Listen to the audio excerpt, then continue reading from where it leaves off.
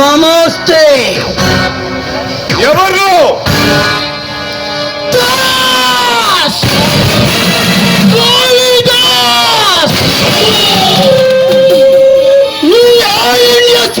సంఘానికి అధిపతిని, ఈ శ్రీకృష్ణ సామ్రాజ్యానికి కులపతిని.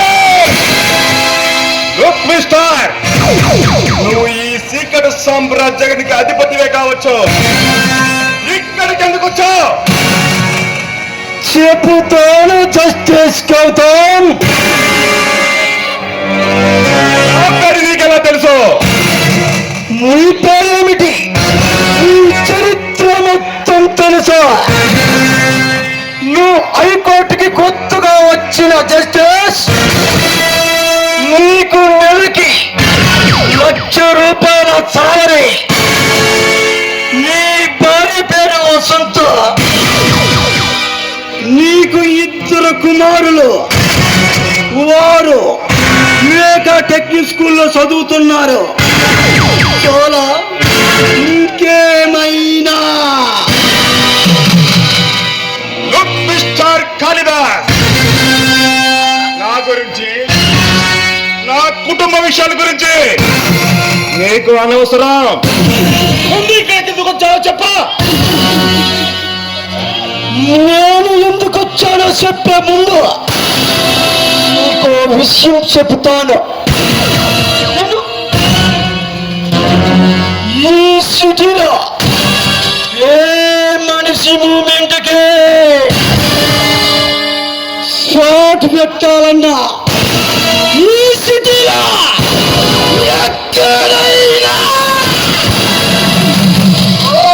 చూడవన్నా, సృష్టించాలన్నా, ఉన్నత పరంగా అధికార పార్టీని పడగొట్టాలన్నా, అనాథాకార పార్టీని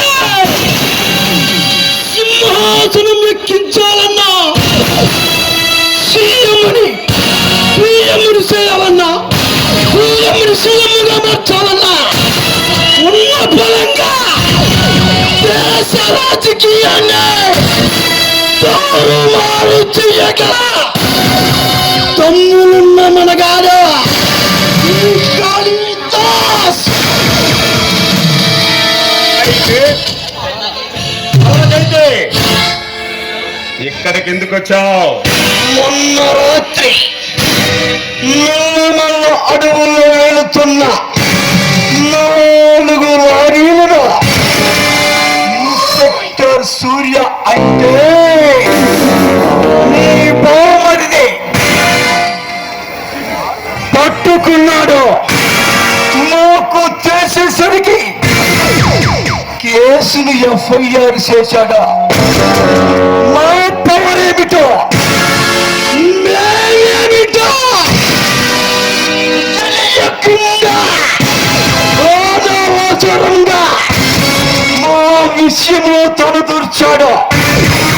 ఆ కేసుకు సంబంధించిన ఫైల్ త్వరలో ఈ కోర్టులో హాజరుపరచగలడు.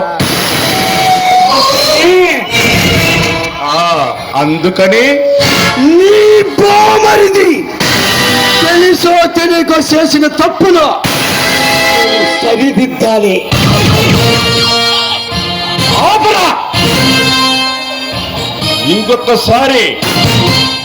ఇంకొక మాట ఎక్కువగా మాట్లాడితే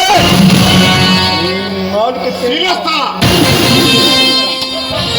నువ్వు రాముడు వై కొడతానికి నేను 10 తలల రావణాసుని కాదా? నువ్వు కృష్ణుడు వై తెగనరగటానికి నేను కంసుని కాదు. నువ్వు లక్ష్మీ నరసింహ స్వామి వై నా గుండెలు చేసి నా పేదలు చేసి యుద్ధానికి నేను ఎన్న కసిపడివి కాదురా. నా తలరాత సైతం ఆ బ్రహ్మ కూడా అందకుండా నా తలరాతను నేనే మార్చుకున్నా.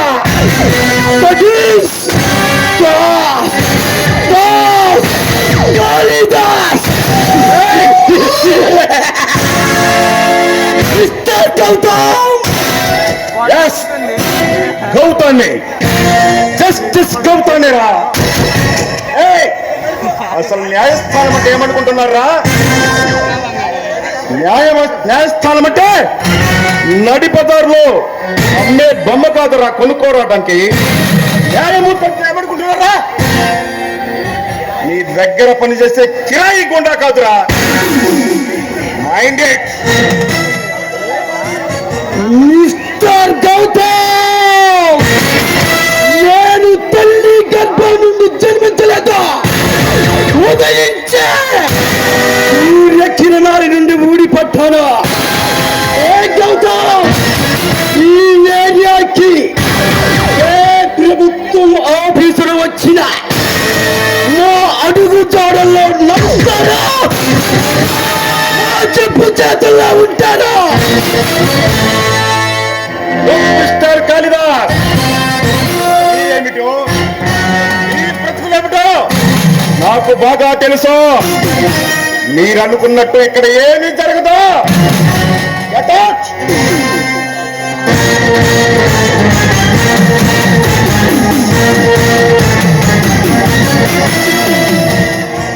శివుడు మూడో కన్ను తెరిచిన ఈ సింహం నోట ఊరంతా వెలువడిన పుట్టేది అగ్ని, మిగిలేది భస్మం.